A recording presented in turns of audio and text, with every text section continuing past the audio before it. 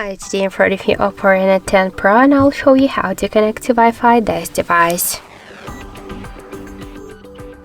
So we should first open the settings application, then tap to Wi-Fi section and click to Wi-Fi switcher to activate the option. Here you'll see all of the available networks. You could select one from the networks and enter. After that, the passwords, tap to connect on the right upper corner, and now we could see that our device successfully connected to this network.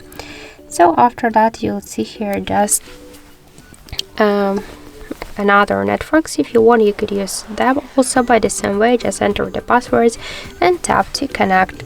After that, let's just go to the control panel, because from control panel you could also activate the Wi-Fi and to connect your device to the Wi-Fi.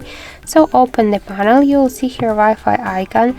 Just click on this icon and now we could see that the Wi-Fi is successfully activated. To launch Wi-Fi settings, you should just hold for a while this icon. You will see all of the available networks here, or also you could click to more to launch full Wi-Fi settings. So that's it. Thank you for watching, and if you find this video helpful, leave thumbs up and subscribe.